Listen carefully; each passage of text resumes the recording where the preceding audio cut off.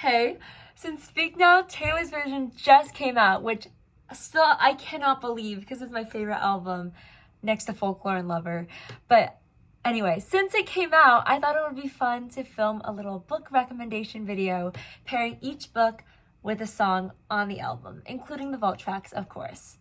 So I'm just gonna say the song and say the book I'm matching with it, explain why I decided to match it, tell you a little bit about the book, etc., etc. So let's just jump straight into it. So I think the easiest way to go about this is by going in track list order. So you got mine, Taylor's version, paired up with Saving and Redeeming 6 by Chloe Walsh, which is the third and the fourth book in the series. And just know this is a very upbeat sounding song. This is one of the least upbeat books you will ever read. But the reason I'm deciding to pair them together is mainly because of the line, fell in love with the careless man's careful daughter. I feel like that pretty much sums up Aoife and Joey. Like, Joey is the resident bad boy. Like, everyone is like wary of him. They think that he's like super messed up. But then Aoife's supposed to be this little angel and everyone loves her. And I just feel like that line pretty much just sums up their relationship. But then furthermore, it's like the line where it says, like, I remember that fight 2:30 a.m., etc., etc. Brace myself for the goodbye because it's all I've ever known, and you took me by surprise, say I'll never leave you alone. With Joey growing up feeling like he has to be the adult and everything falls on him. He's so used to being disappointed in her and left. Aoife saying that, like, she will always be there for him and that he can never scare her away. I feel like that line just sums it up perfectly. And that is why I paired these two together.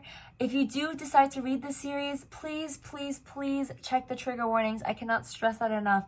It covers so many sensitive, dark topics, and you really do have to know what you're going into before you read it. So there's that. But that is the first pairing. Okay, so I am most definitely cheating with this next book because I haven't even read it.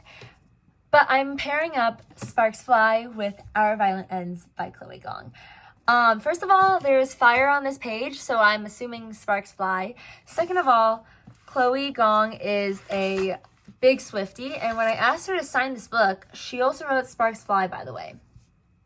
Don't know what that means, but I'm assuming this book relates to sparks fly in some way. And since I did read the first book, I can recommend the series as a whole. I heard that it gets even better as the series goes on, and I already loved These Violent Delights, so I'm just assuming it'll get even better. I think my roommate's coming back. Can't tell. Yeah, so I'm assuming things will get even better as the series goes on. But we got Romeo and Juliet, rival families. I've talked about this book a good amount on my channel already, even with the 2 videos or whatever videos I have out. But yes, Romeo and Juliet, rival families who rule Shanghai. A giant monster, infectious disease is coming in, and like it's kind of like people, and then they have to put their differences and their old love history aside to work together to solve the problem. Third recommendation we got is Back to December, Taylor's version, paired up with Final Offer by Lauren Asher. I feel like Back to December is a great book for a good second chance romance, which is exactly what this book is. And the line where Taylor says, "You gave me all your love and all I gave you was goodbye," just reminds me of the second chance romance aspect of this book. I feel like it perfectly encapsulates how much Cal regrets leaving in the first place and how much Lana loved him and how he kind of sort of left her, for reasons I won't say, so you can read the book and find out yourself. But yes, these two I paired for that reason. Back to December, amazing song. Really pained that I'm pretty sure I'm losing it tonight when she performs because Taylor Lautner is there at the concert. Oh well. But Final Offer, Lauren Asher, great books. Wait, this is not a book. Great song, great book. Okay, next up we got Speak Now, Taylor's version, and I actually have 2 books that I'm pairing up with this one, and it is The Summer I Turned Pretty series, and then The Bride Test by Helen Huang. I am not gonna say too much because if you've read the series, you know.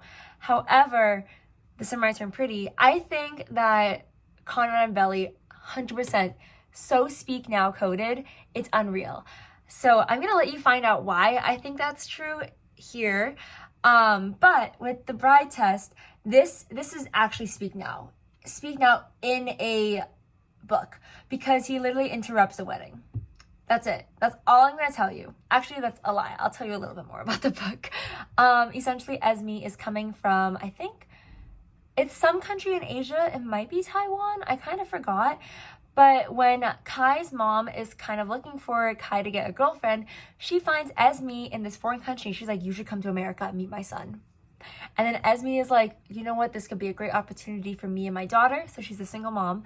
And she decides to come to America where she meets Kai. And Kai has been like kind of struggling with love. He doesn't really understand his own feelings. He is actually autistic. So we got some great representation there. And Esme kind of brings him out of his shell, and then it's a great love story between them. I feel like I should talk about The Summer I Turned Pretty, but you've probably seen all the TikToks on TikTok about the show. So I'll just like quickly sum it up in like a sentence or two. The Summer I Turned Pretty is a love triangle following Bella? Whoa, not Bella. Belly. Conrad and Jeremiah. It's a summer love story, as you can tell by the title, and it's her figuring out her love between the two brothers that she has grown up with, and they are trying to fight for her love. The Summer I Turned Pretty by Jenny Han. Okay, the next song, Dear John, Taylor's version. This one was really, really hard for me to pair up with the book because I couldn't really encapsulate the feeling of betrayal that Taylor obviously had with this. You are an expert, sorry, is it keeping lines blurry? Never impressed by me acing your tests? Like, are you kidding? People who think that Taylor can't write good lyrics, they just haven't listened.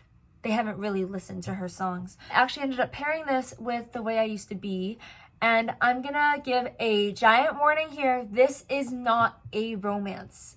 Do not go into it thinking it's a romance. It's a really sad book, and it's all about self-growth. And I paired it up just because I feel like the betrayal that Eden got from her brother's best friend was just so extreme. There's honestly no way I could really explain them. I just feel like in both, there's a lot of deep emotion of betrayal, different kinds of betrayal, but betrayal nonetheless. When she gets SA'd, actually that really downplays it, but I don't think I can say the word on YouTube without this getting taken down. But when that does happen, it's her journey of trying to find herself again, trying to come to terms with everything. And along the way, she hurts other people, and then they also just don't understand what she's going to. I think it's a really good story of how hurt people hurt other people, and how you really like gotta understand that people are going through their own stuff that they might not be able to speak to you, which can cause other actions to come through. I just thought this was a great story overall. I'm excited for the next book to come out. I'm really hoping Eden gets her happy ending. Oh, and if it wasn't obvious by the things I said, please, please, please check trigger warnings for this book. Again, it covers some really sensitive topics that may be triggering for some people, so do that if you decide to read this book. So the next song is Mean, which is actually my childhood favorite song. It's a song that I jammed out to every single day, and it's crazy seeing it have a Taylor's version. And I'm pairing it with The Seven Husbands of Evelyn Hugo, which I know may be surprising to some people, but I feel like the whole story of how people never thought she would make it in like this whole big Hollywood scene, and it's like, someday I'll be living in a big old city and all you'll ever be is mean.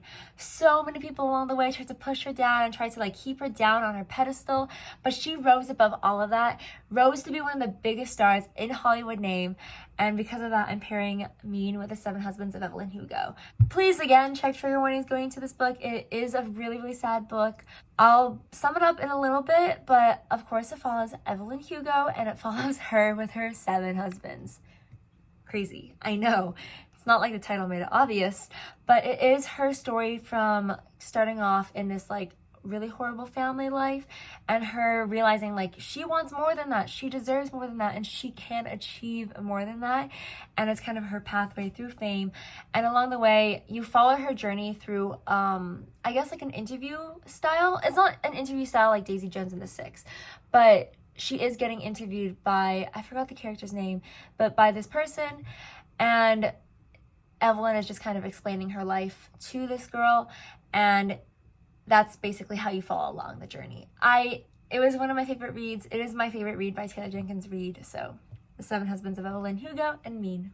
This next one, The Story of Us, Taylor's version, and actually Happy Place by Emily Henry. I feel like some of these, maybe it's just because one single lyric stood out to me, but for my reasoning for these two is standing alone in a crowded room and we're not speaking, and I'm dying to know if it's killing you like it's killing me. So Wynn and Harriet used to be engaged, but they broke it off and they never told their friends. So when they're invited back again for a giant friend group trip and none of their friends know, they have to fake that they're still engaged.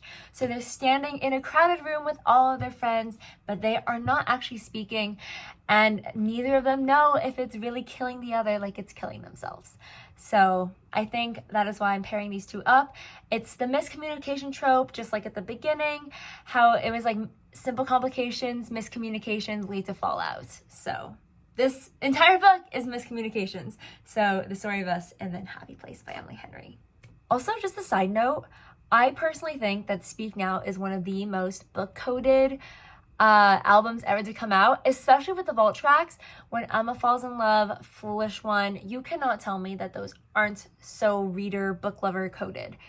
And I feel like if you are a reader, you automatically love Speak Now and Taylor Swift. Next up, we got Never Grow Up and 1,000 Boy Kisses. I thought it was appropriate to pair up two things that made me cry a lot. I'm gonna give a forewarning for 1,000 Boy Kisses. I don't think the writing is that amazing. I will put that out there. But I feel like the whole idea of like the wistfulness of being a child has really just been like Poppy's whole guidance throughout this entire book. It's like the feeling of never growing up and like that childhood sense of wonder and happiness and positivity. I feel like that encapsulates Poppy as a character. The story follows Poppy and Rune. Rune moves from like another country and then he winds up being neighbors with this sunshine girl, Poppy. While there, they fall in love together, but then something happens and then the story continues then years later. It is a really sad book. I cried a lot and I don't think we need to revisit that because we already know how much I cried. So that is why I'm pairing up Never Grow Up and Not Things We Never Got Over. Wrong book, way off the mark. 1,000 Boy Kisses. Again, both make me cry a lot, so therefore they're paired up together. Okay.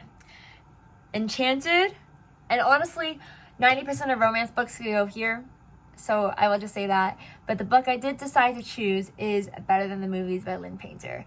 And I just feel like the line, "Please don't be in love with someone else," represents Wes looking at Liz and being like, "Please don't be in love with Michael. Please be in love with me. I was enchanted to meet you." And they are the epitome of a YA romance. I cannot express my love for Lynn Painter enough. If I want a good rom-com, she will never, ever disappoint me. I have loved every single one of the books she's written, and I will continue loving every single one that she writes.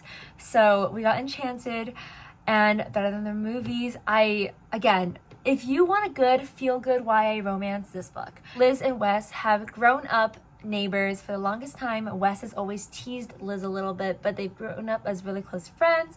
One day, Michael, which was Liz's childhood crush, moves back into the town, and she really wants to ask him to prom. She really wants to be with Michael, and she's like, "This is my chance. I've grown up now. This is my chance." So their ploy is that she's gonna fake date Wes and then try to make Michael jealous. And of course, Wes over here, who has been in love with Liz his entire life, is like, "Yes, this is my chance. I'm gonna finally get the girl." And that's how you get the girl.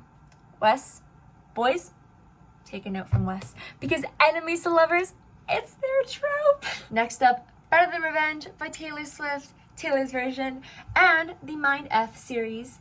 And I'm not going to say the curse word because I don't want to get taken down by YouTube.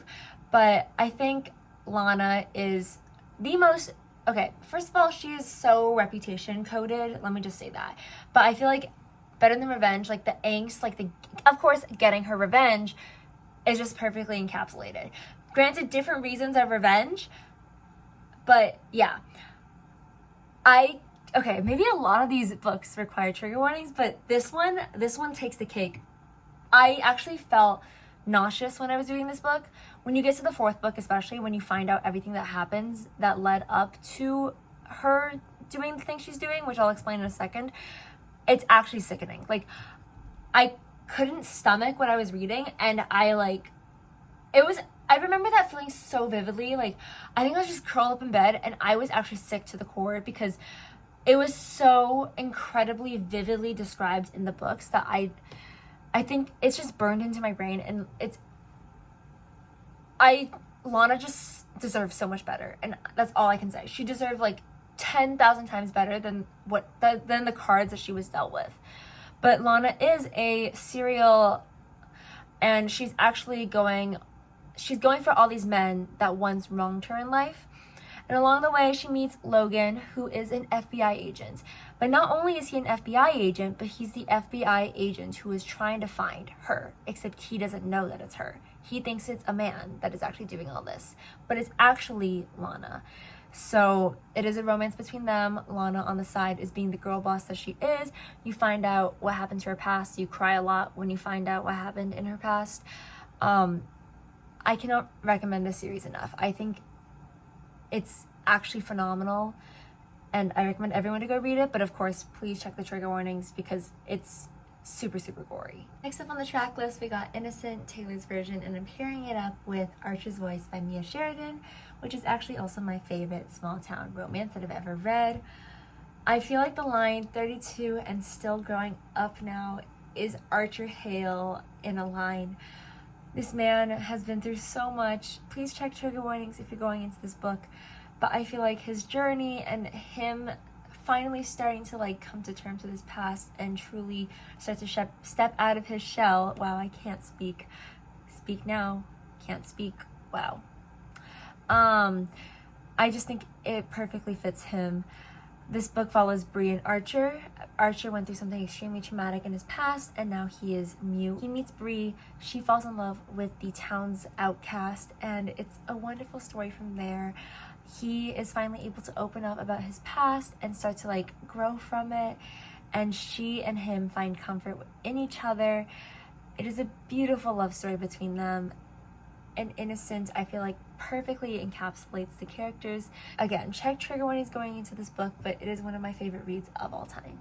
Next up, my favorite song from the original track list, and it probably is still my favorite, and I think it's my favorite re-recording, Haunted, but Taylor's version. Okay, the breaths, amazing. Her repeating, hold on, wait, no, I know, is baffling. And then all like the background vocals and everything just got to me so, I can't explain my love for this track. It's so good. Haunted, it still hurts that she's saying it when I wasn't there.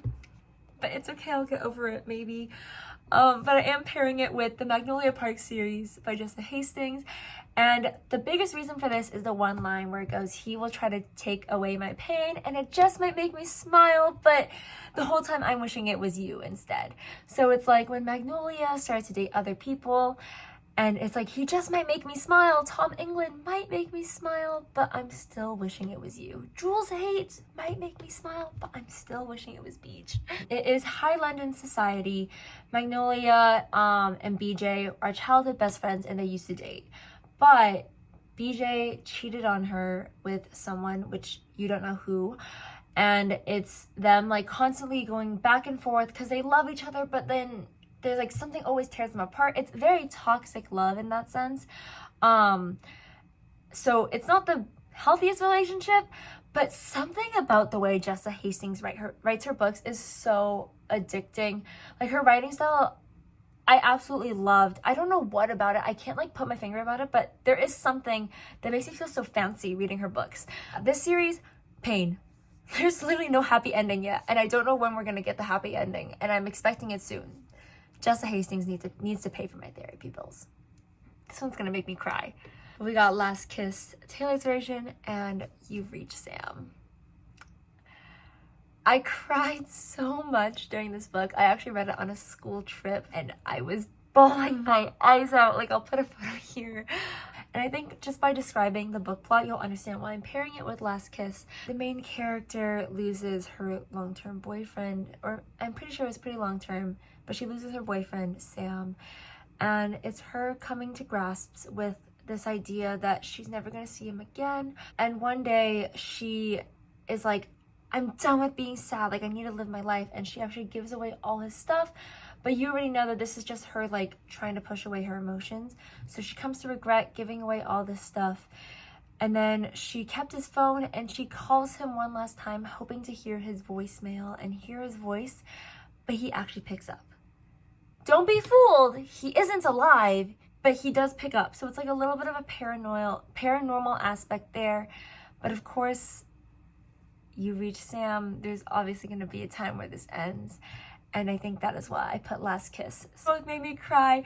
Honestly, everything is making me cry. Are you ready to fight dragons with me? Because next up we got Long Live. Long Live, Taylor's version. And I'm pairing it up with Daisy Jones and the Six. Like, long live all the memories we made. I had the time of my life fighting dragons with you. Like, they are gonna go down as one of the most iconic bands in history. Obviously, this book follows Daisy and the Six. Crazy, I know. But it is a band, and the entire book is an interview style. So it's like Daisy, something, something, something. Billy, something, something, something. And I actually listened to it as an audiobook, which I recommend everyone to do. It just hits so different. They had a narrator for every single character, and it was like watching a documentary in your head.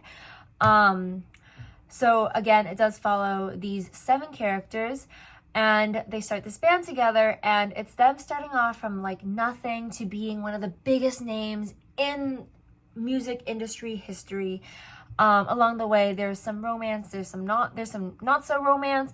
It does talk about drug abuse, alcohol abuse. There's a lot that goes on in this book. It's really messy, but it's so addicting to read, and I would so totally recommend this book to anyone. Following up, we got Ours, Taylor's version, and I think that the Bad Reputation duet by Kristen Becker Ritchie. This book is the epitome of a bad boy, good girl romance. And who better to represent that than Grayson? Oh, wrong book. That's different series. Garrison and Willow. In the song when it's, what's that lyric again? It's like, oh, any snide remarks from my father about your tattoos will be ignored because my heart is yours. So Willow ignoring the judgment from maybe Reich and Loeb, and her still loving Garrison. And then their love being theirs, and even though there's high stakes in their relationship because of other stuff that they have to go in later in the book, their love is still theirs. Willow has my heart. I absolutely adore them so much. And the last song on the original track list, Superman. And I am putting this with Powerless by Elsie Silver. A bunch of like different lyrics kind of just made me think of it, but the love struck out of a window, her saying that she'll be right there. I feel like it's a girl falls first kind of love song, and this is a girl falls first kind of love story. It follows Sloane and Jasper. Sloane has loved Jasper since the moment that she laid eyes on him. She's always been like, oh my gosh, he's so cool, he's so hot. There's literally a scene where she's standing next to her window staring at him, love struck, just like the song says. When Sloane's engagement with someone else goes wrong, Jasper is there to pick her up and like help her back on her feet, and it is their love rekindling and him realizing that he loves her, her realizing that those feelings never went away. Actually, she already knew that, but like her extra realizing that those feelings never went away. Great spicy read, great small town read. Elsie Silver books hit different. Okay, so I took a TikTok break while filming this. I found out, first of all, she's saying when Emma falls in love without me there. Second of all, she's saying never grow up, and I wasn't there. Third of all, she announced I Can See You music video with Taylor Lautner, and I wasn't there. And she added Long Live to the set list. Well, actually, I'm hoping it stays on the set list. I don't know if it actually will. I'm hoping it does, because then I will be there. I will be there, Santa Clara. But we're gonna move on to Electric Touch, which is the first Vault song. And I loved it. When I immediately thought of Throttled. The whole idea where it's like your electric touch can light up this whole town. He has never believed in love. He has never felt the need for love. But then Maya changes everything for him. Also, when he says like, oh, I forgot the exact quote, but it's like, I love your voice, just keep talking. So cute. He literally went to therapy for her, y'all. It follows Maya and Noah is actually her brother's teammate slash rival. Because in F1, your teammate is also your biggest rival. So it's kind of like a forbidden romance in that sense, because obviously her brother does not want them two together. But it's an enemies to lovers. It's a he did not believe in love until he met her romance. And she is like the PR person on their team. So forced proximity 2, I guess. I loved it. Lauren Asher, this series has got me into F1. Like, I could not put the series down once I started it. It was amazing. It was 5 out of 5. It was like 10 out of 5. It was like 13 out of 5. Taylor Swift. I loved it, and I totally recommend. It's fantastic. Then we got When Emma Falls in Love, and I think that this song is so book coded. Like, Emma is every single book character I've ever read, and then I am Taylor in this song. I think that Daisy from Hot House Flower and Long Way Down is Emma. I would say that in this one, Emma is a lot more like lighthearted, happy, sunshine, and I think that's Daisy on the outside, but on the inside, she's not like that. And I will say that in that way, this song and this book, very different. But the line where it's like she takes on the pain and bears it on her own, and when Emma falls apart, it's when she's alone. That is Daisy, where again, she's so sunshine on the outside, but inside she's actually going through so much. She will bring such radiant sunshine into your life in the best way possible. Like, Reich's life, I'm sure, was made so much better because she stepped into it, and of course, vice versa. And bad boys will be good boys, and I just, Daisy, my sunshine girl that is not really so sunshine on the inside. I relate to her so much. I love this song so much. I'm putting Daisy with this song. This next song, I actually have 2 books, and they're both from the same series, but it is I Can See You, which, by the way, sounds so different from her whole discography. It's like, it gives off False God and Dress vibes, but it's so jazzy, it's so like feisty, it's so fiery. I love it. And because of that, I'm pairing it with Twisted Hate. But because of like the forbidden love kind of aspect, I'm actually pairing it with Twisted Games as well. I just feel like I Can See You, again, it's so fiery, and what better fiery book than Twisted Hate, where the main character is literally a redhead.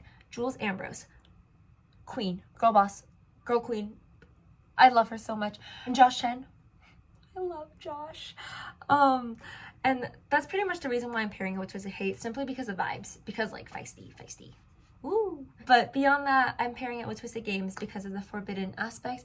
It's like, what would you do if they never found out about us? Meet me in the hallway. I just feel like that forbidden love aspect is Reese and Bridget to their core. The Twisted series by Anna Huang, I think you guys already know I love this series with my entire heart, and I would recommend that. I would read. This woman could write literally anything. I would read her grocery list. I bet it's the most riveting thing ever. But yes, these 2 books with I Can See You, one because of vibes and one because I think it actually matches the message in the song.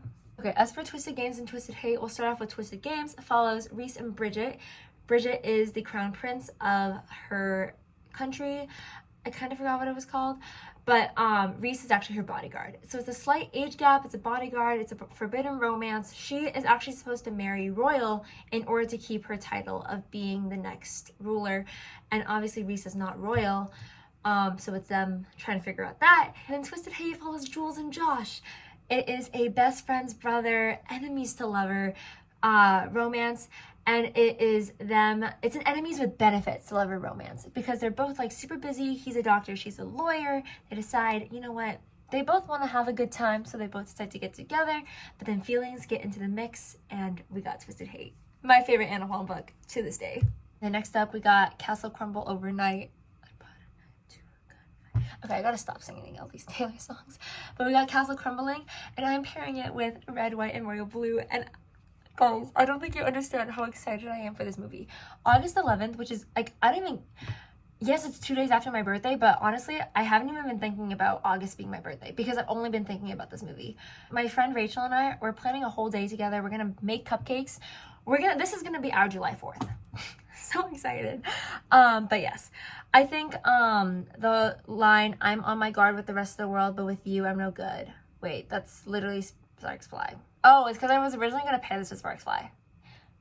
I'm actually going to put it with Castle Crumbling because, you know, Henry when he's trying to like battle between his love with Alex versus his duty as the prince.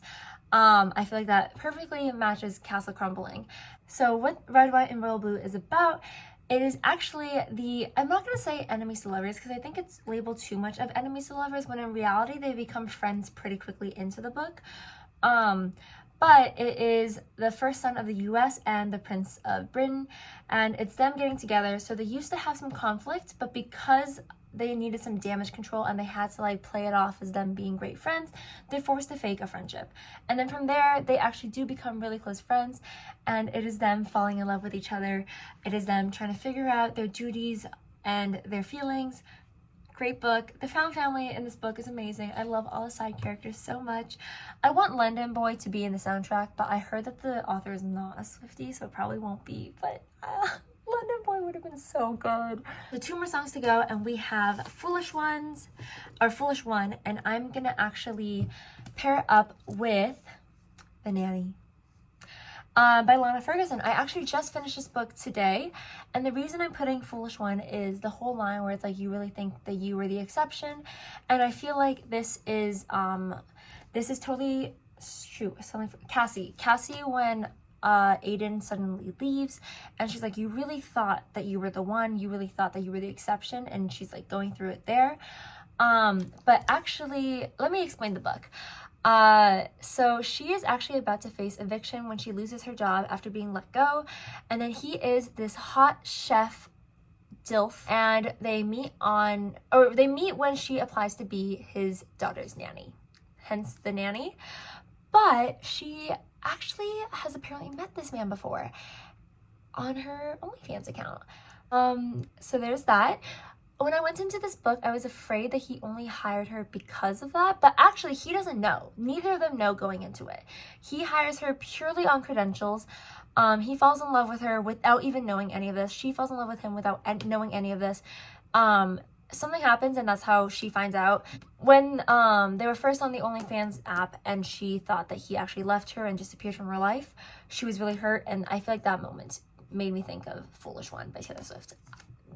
I love this book so much more than I expected to, so The Nanny.